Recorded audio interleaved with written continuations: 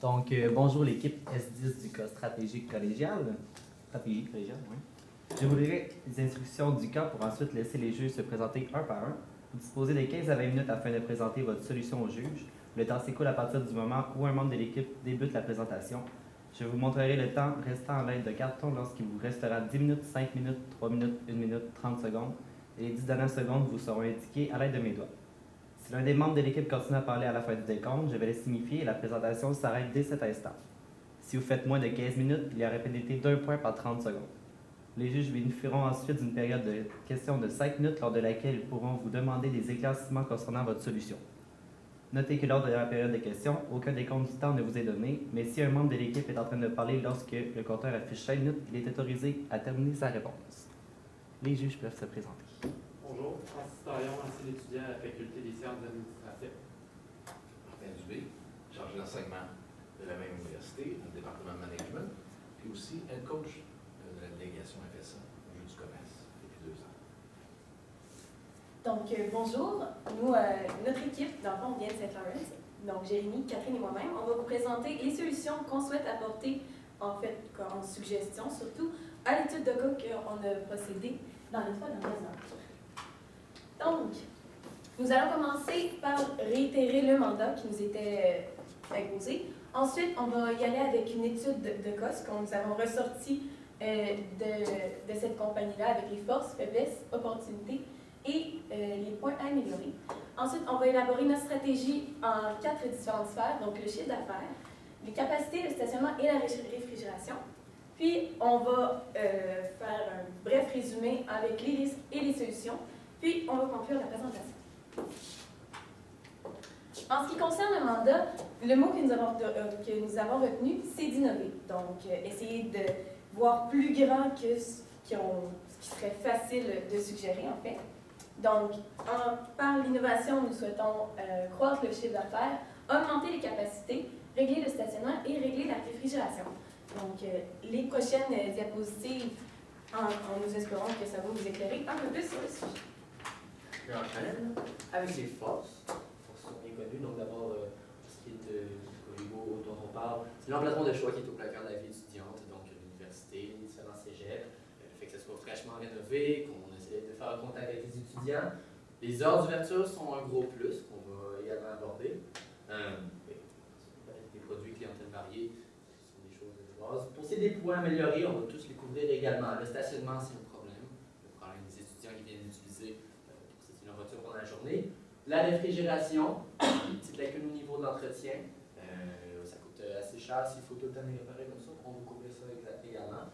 Un autre point à améliorer, la main-d'œuvre qui est âgée, changeante. C'est le type d'industrie avec des employés qui changent. Donc, j'enchaîne avec les opportunités et les points à surveiller. Donc, la première opportunité qu'on y voit, c'est la grande implication de Provigo dans la vie étudiante. On a vu vendre que M. Thomasin s'implique beaucoup. Donc, commandite, c'est en fait est réellement présent. Puis, il y a le programme de fidélité qui garde les consommateurs prêts et assez fidèles. Ensuite, il y a les commerces adjacents. Donc, la rue Miran qui a plusieurs petits commerces assez attrayants. Donc, on peut y voir une certaine opportunité de partenariat éventuellement. Et il y a les habitudes de la clientèle. Donc, un peu plus tard, on va vous expliquer quelque chose qu'on croit pourrait être efficace. Donc, mettons, le vendredi, on sait que les étudiants aiment beaucoup festoyer. Donc, s'il y aurait moyen d'adapter une stratégie marketing de promotion avec les habitudes reliées aux consommateurs, on croit que ça pourrait être quelque chose de réellement intéressant. Puis, les points à surveiller, le point majeur, ça serait la concurrence. Donc, comme mentionné dans le document, il y a les marchés traditionnels d'alimentation et les non traditionnels. Donc, ça fait beaucoup de personnes à considérer. En fait, on croit que les solutions qu'on va aborder vont pallier à ce problème de concurrence si les solutions, bien évidemment, sont appliquées et le sont appliquées assez efficacement. Donc, concernant les capacités de la compagnie puis de la succursale Provigo sur Miran, on a constaté qu'il y avait peut-être une petite faiblesse côté ressources humaines dans le sens où il y a un roulement fréquent puis peut-être instable. Donc, avec des périodes de vente ou des périodes de besoin, puis on se ramassait à manquer de main-d'œuvre ou en avoir trop. Donc, pour un peu régulariser tout ça, dans plusieurs entreprises, on connaît un peu les fluctuations de la main-d'œuvre.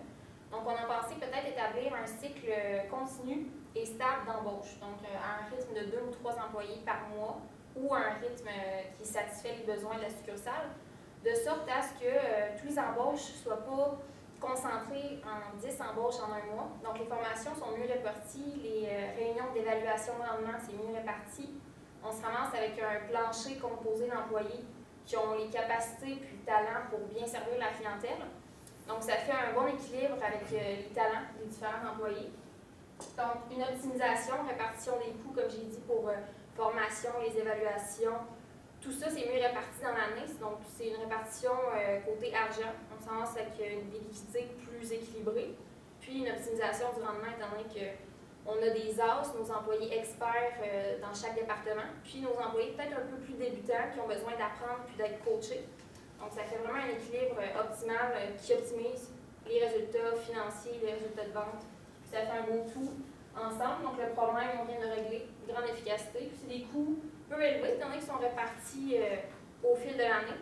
Donc, ce n'est pas une dépense majeure à considérer. Donc, en ce qui concerne le marketing, il y avait déjà un certain système qui était mis en place, dont la circulaire sur Internet et le Publisac.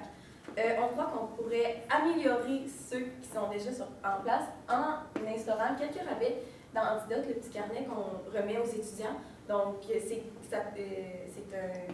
un outil qui est assez populaire, moi-même étant une grande utilisatrice.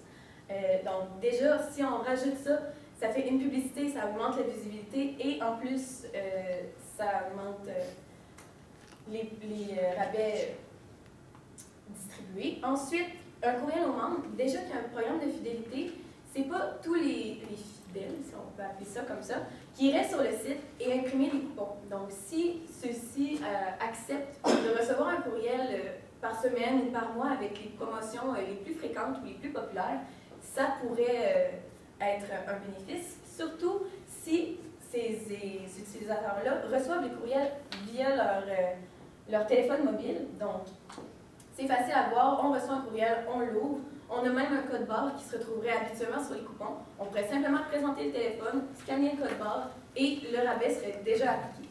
Donc, ça pourrait même avoir une certaine connotation écologique, puisque ça réduit les coûts d'imprimante, si je peux dire ça de cette manière. Ensuite, puisqu'ils sont très impliqués, ça serait important de demander quelque chose en retour, sans être quelque chose de très demandant, une simple publicité lors des commandes. Par exemple, si je souhaite avoir une commandite pour mon cégep et que c'est Provigo qui me la fournit, mettons juste contribuer à la publicité, mettons en donnant des napkins Provigo avec l'adresse M. Thomasin, vraiment pour augmenter la visibilité et dire c'est nous qui donnons la commandite, venez nous voir, on est très accessible. Donc ça projette réellement une belle image.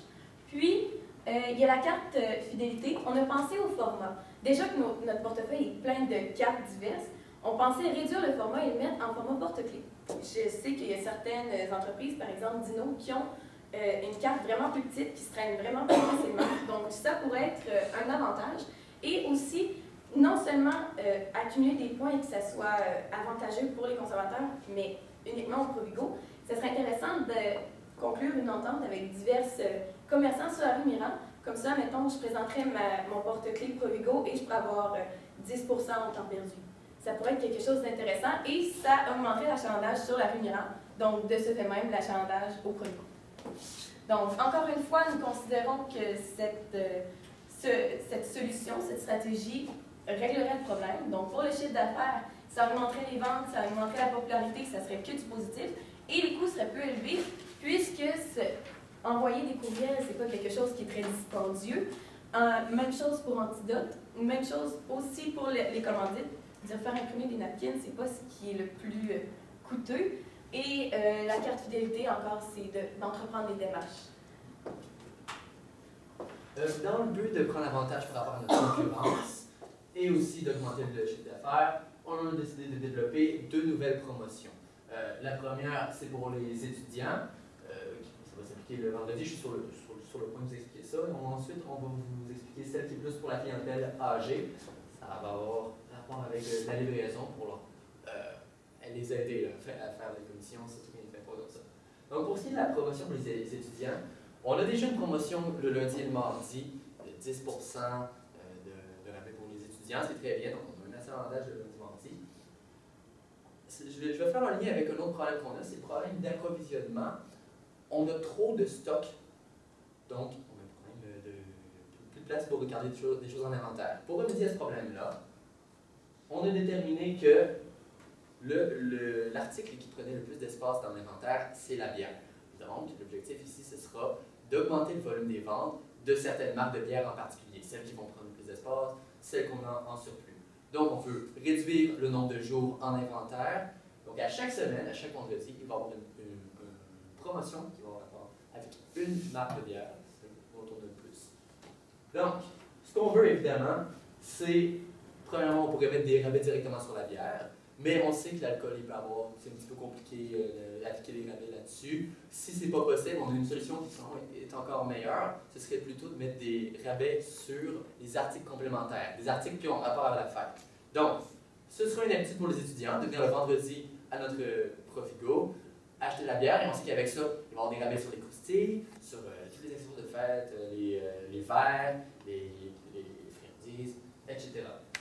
Donc, une habitude. Et on monte les ventes des articles complémentaires qui sont les articles les plus payants la plupart du temps. Et on règle le problème de l'inventaire en réduisant le nombre d'articles qu'on a en surplus. Et comme on disait, c'est la bière qui compte pour le plus haut pourcentage des ventes. Et on a un avantage secondaire qui est vraiment considérable. C'est qu'avant, les étudiants ils venaient seulement le lundi et le mardi. Donc, une seule présence par semaine dans l'épicerie. Maintenant, en rajoutant une promotion pour les étudiants le vendredi, on leur ajoute une deuxième visite.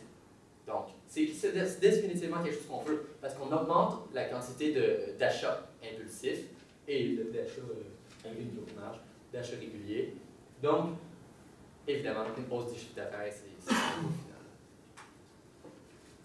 Donc, en ce qui concerne la livraison, on considère que la clientèle, oui, la plupart peuvent se déplacer à l'épicerie et fonctionner de manière autonome, mais on croit qu'on pourrait aller chercher une autre sphère de la clientèle, soit celle de la clientèle à mobilité réduite, les jeunes familles qui ont plus ou moins le temps d'arrêter à l'épicerie et les personnes âgées. Le service qu'on offrirait, c'est la livraison, donc une livraison à domicile qui serait faite par automobile. On couvrirait le territoire de Sainte-Foy, donc un rayon de 10 km approximativement. Éventuellement, si ça fonctionne bien, ça pourrait être augmenter la distance. Puis, les frais chargés, pour pas que ça crée un gros trou dans le budget, on chargerait approximativement 10 % de la facture d'épicerie. Donc, c'est quand même quelque chose de raisonnable et ça peut dépanner beaucoup de gens. En fait, la livraison, pourquoi? C'est seulement parce qu'on veut offrir plus de services aux clients, donc améliorer l'image et accommoder le plus de personnes possible. On a un autre problème aussi, c'est au niveau du stationnement. On en a parlé, c'était dans les points améliorés. Donc, on a décidé, étant donné que c'est trop cher la compagnie de sécurité, on a décidé de s'en débarrasser. On va s'occuper nous-mêmes de faire la gestion du stationnement. Au lieu de payer environ 10 000 $ par année pour une compagnie de sécurité, ce sera un système de barrière avec des bornes de paiement. Le fonctionnement est très simple, c'est inspiré de quelque chose qui est fait au marché du Vieux-Port. Il y a également l'ancien édifice de la capitale qui est sur le boulevard Laurier. Le client arrive avec son automobile, rentre dans le stationnement, pèse sur le bouton, il reçoit un coupon. Il fait son magasinage et quand il va sortir, il va remettre le coupon dans la machine. Ça va déterminer combien de temps on a passé dans le stationnement. Si le client a passé moins d'1 heure, c'est gratuit, c'est correct. S'il a passé entre 1 et 2 heures, on va encore dire que c'est gratuit à condition qu'il rentre son reçu dans la machine. Et si c'est plus que 2 heures, ça ne fonctionnera pas. Ça empêche et ça décourage les étudiants qui vont vouloir passer 8 heures dans le stationnement. Donc, ce ne sera pas possible parce que s'ils le font, eh bien, il va y avoir des frais qui vont s'appliquer tout simplement. Ils vont devoir payer pour le stationnement. Ça les décourage et ça règle le problème. Donc, et en plus de ça, étant donné que c'est juste un petit barrage que le stationnement est gratuit pour les clients, ça ne va pas décourager personne de venir magasiner dans l'épicerie. Donc, c'est aussi simple que ça, et ça permet d'économiser jusqu'à 10 000 $ par an. Donc, ça résume un peu ce que mon collègue vient de dire. J'ai oublié de changer. Puis juste pour ça, c'est ça, le coût est à l'acquisition. Donc, on paye seulement une fois pour la machine, et après ça, de petits frais d'entretien, mais c'est beaucoup moins cher que de payer à chaque année pour des sources du capital humain. Une autre problématique majeure que M. Thomasin voulait qu'on observe, qu'on évalue, c'est le système de réfrigération et congélation, donc tout cet équipement-là qui est peut-être dur à entretenir, qui coûte cher à réparer. Donc, par expérience avec ce genre d'équipement, une solution qui fonctionne bien, c'est la création d'un registre. Donc, un registre de suivi de près, c'est un suivi serré. Donc, au lieu d'être fait mensuellement, M. Thomasin effectue des vérifications au mois. Là, on irait au jour. Donc, une personne responsable, ça peut être gérant d'air, gérant de corps ou un employé en qui on a confiance. On attribue cette tâche-là. On fait une tournée de la succursale, pas trop longue, juste vraiment la superficie qu'il y a à couvrir. On vérifie les réfrigérateurs, les congélateurs. Puis là, on tient un registre avec la date, l'heure, la température de l'équipement, la température extérieure pour faire le lien parce que c'est vraiment ce qui avait un effet puis ce qui causait peut-être des fluctuations de température puis finalement une accumulation de glace. On vérifie tout ça puis l'emplacement. Donc, ça permet par la suite d'avoir un suivi serré justement puis de poser une action immédiate. Donc, on remarque qu'il y a une différence trop grande, on agit immédiatement. Puis ça, agir rapidement au besoin quand on voit le problème, ça fait qu'on limite les dégâts, on limite les frais, puis c'est un entretien préventif. Donc, comme j'ai dit, avantage, on va sauver en réparation. Ça ne coûte pas trop cher de plus. C'est des honoraires pour l'employé qu'on paie à faire la tournée. Donc, c'est chiffrable, là, salaire à l'heure, ça prend 15 minutes à vérifier. On note ça dans un cahier. C'est beau, c'est bien. Puis ça fait l'entretien préventif, donc on limite les dégâts, les réparations. Au final, le problème est réglé. On a une économie parce qu'on sauve moins en réparation, ça nous coûte moins cher évidemment. Puis les coûts, comme j'ai dit, c'est très peu élevé. Il suffit de payer un employé pour s'occuper de la tâche. Stratégie chiffre d'affaires, c'est un petit peu un compte rendu de finalement toutes les stratégies et les options qu'on vous a présentées. Donc, ressources humaines, la proposition, c'est d'avoir une embauche continuelle sur l'année. Ce que ça fait, c'est des économies en termes d'énergie, d'effort, puis aussi finalement d'argent dépassé en une grande période. Donc 10 employés en un mois, ça coûte plus cher à l'immédiat que si c'est réparti sur une grande année. Les coûts, c'est peu élevé, c'est juste vraiment de l'organisation puis de se faire un plan de marche, si je peux dire ça comme ça. Marketing, courriel, le petit livre antidote, c'est toutes des stratégies qui ne coûtent pas très cher, mais qui ont un grand impact sur le chiffre d'affaires, l'achalandage, le style de produit qu'on vend, variété. Donc, ça influence vraiment, c'est positif. Fidélité, juste changer le format de la carte et faire des associations avec les commerces adjacents.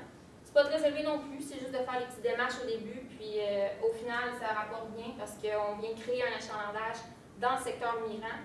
Puis, ça éloigne un peu des fois les gens de la pyramide, ils vont se déplacer vers Miran qui devient un nouveau plateau de commerce puis d'achat pour une clientèle étudiante ou âgée qui a besoin de faire différents achats. Promotion sur la bière. Pas très élevé, ça a des avantages aussi sur la gestion des stocks. On vient mieux gérer ce qu'on a en entrepôt puis sur les tablettes. Puis ça fait un petit peu plus de ventes évidemment vu qu'on vend des produits complémentaires. Ensuite, livraison. C'est la seule option qui a des coûts considérables, mais comme Greg a dit, ça a un impact surtout sur l'image, le service qu'on vient offrir. Donc c'est un petit plus. Évidemment, c'est à considérer les frais, l'achat de la voiture, les assurances, les plaques, mais au final, c'est peut-être l'image qu'on veut projeter, déjà qu'on s'implique dans le milieu étudiant. C'est peut-être une autre facette là, de l'image de marque qu'on veut avoir. Stationnement, les frais sont à l'acquisition, donc les économies sont très grandes, évidemment, parce qu'on enlève de 8 à 10 000 qu'on dépensait en frais de sécurité. Réfrigération, c'est la création d'un registre, encore là, c'est pas très élevé, puis ça amène de l'entretien préventif, on sauve beaucoup. Donc, au sommaire, on vous a présenté, je crois, plusieurs stratégies et options qui vont permettre d'économiser, de rentabiliser nos efforts, nos dépenses, puis c'est pas très élevé, on en bénéficie beaucoup. Donc, rapidement, je reprends les mêmes propos de ma collègue. Donc, c'est un roulement continu au niveau des ressources humaines. C'est une augmentation des médias utilisés pour le marketing. C'est le format et les partenariats potentiels en ce qui concerne la fidélité. En ce qui concerne la promotion, c'est la couverture de la clientèle et la gestion des stocks. Donc, aller rejoindre diverses clientèles, donc augmenter les opportunités de faire du profit. Puis, pour les stationnements, c'est une barrière avec une borne, donc un signe de découragement pour ceux qui viendraient se stationner avec plus ou moins de bonnes intentions. Et vis-à-vis ceux qui en ont réellement besoin. Et pour la réfrigération, c'est la création d'un registre.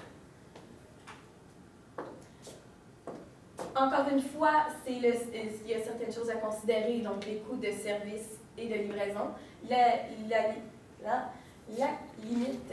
Ça limite l'accessibilité, la barrière. Pour la réfrigération, c'est une tâche additionnelle, donc c'est une responsabilité de plus qu'on met sur les épaules d'un employé. Mais toutefois, si c'est bien expliqué et bien utilisé, ça peut être réellement positif. Puis, pour le marketing, c'est des coûts en temps. Donc, c'est d'entreprendre les démarches et d'aller voir un peu partout pour que ça soit efficace. Puis, fidélité, c'est encore des démarches à entreprendre.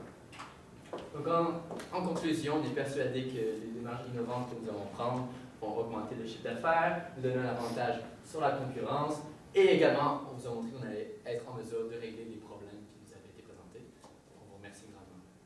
Donc, si vous avez des questions et autres, ça va me faire plaisir de répondre. Merci. Merci. Belle présentation. J'ai une question par rapport à votre vendredi d'hier. Oui. Vous n'avez pas peur qu'au niveau de la presse, qu'on paraisse comme une entreprise qui veut qu'on incite la consommation chez les jeunes? Je ne crois pas en fait, puisque c'est bien connu que c'est une habitude que plusieurs étudiants prennent. Si jamais on voit qu'à court terme, ça peut projeter une mauvaise image, on a juste à rediriger la promotion. Donc, mettons, juste plus vendre de verre rouge ou des chips ou quelque chose comme ça, parce que oui, ça peut être utilisé à des fins de jeu avec quelque chose, un objectif différent, mais ça pourrait servir à une fête d'enfants ou quelque chose comme ça. Donc, c'est toute une question de perspective du client. Okay. Et des médias, bien entendu. C'est bon. Puis pour le budget, j'aimerais ça juste avoir une approximative de comment vous pensez que ça va coûter. Est-ce qu'on va être dans les 10 000, 50 000, 100 000, 200 000? Moi, je dirais que le budget, tout ça, c'est vraiment des coûts honoraires. Le marketing n'est pas dispendieux. Antidote, c'est des démarches. Donc, c'est des temps, dépendamment de l'efficacité de l'employé qui va s'en occuper. Le registre, un cahier chez Bureau en gros, on le remplit, c'est 15 minutes de salaire. C'est très rapide. Puis, on vient éliminer la réfrigération. Pour la livraison, on achèterait commande d'auto, comment on engagerait des livreurs? Livraison, ça va être de voir vos besoins. Qu'est-ce que M. Thomasin, peut-être que l'idée ne fonctionnera pas, parce que c'est sûr qu'une auto, il faut la faire rouler tous les jours si on veut qu'elle soit rentable ou à peu près. Savoir quel employé pour l'assurer, assurer un jeune de 18 ans, c'est pas pareil. C'est de voir peut-être avec M. Thomasin, mais c'est sûr que la voiture, c'est un plus s'il désire avoir l'image où on offre un plus grand service puis qu'on porte une attention particulière aux clients. Mais sinon, c'est pour l'image plutôt, mais les autres dépenses, c'est surtout la borne. Borne de paiement, c'est une dépense à l'achat, à l'acquisition, mais c'est beaucoup moins que les 8 à 10 000 enchantés à l'année. Puis Francis, si on achète la proposition, on achète notre cahier chez Target, En effet. Un ensemble de stratégies. Si je fais du pouce sur la question qu'a posée mon collègue, si on avait à faire un choix, de mettre en place une stratégie, et on décide de travailler avec vous, c'est quoi la première action que vous nous recommandez de faire? Ça dépend réellement des priorités, parce que chaque problème avait l'air d'avoir son lot de tracas. C'est sûr que la borne de stationnement, c'est l'accessibilité, c'est vraiment ce qui ferait la différence entre l'espace pour les clients et l'espace pris à mauvais escient. Sinon, une autre proposition, ça serait d'augmenter le marketing, donc avec Antidote, les courriels sur le cellulaire, comme ça amènerait plus de personnes à venir en succursale. Donc, c'est réellement une de ces deux-là qui, à notre avis, pourrait avoir un impact. Je veux juste quelque chose pour répondre directement à votre question. Les stratégies qu'on va utiliser d'abord et avant tout, ce sont les stratégies qui sont sur les limitations de coûts.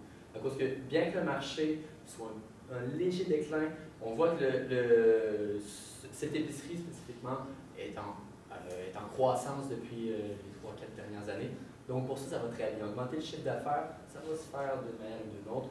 Le problème, c'est les problèmes qu'on a. Il faut limiter les coûts au niveau de l'entretien et limiter les coûts au niveau des problèmes de stationnement. Et ça, ce sont les stratégies les plus importantes. Le reste, tout ça fonctionnerait.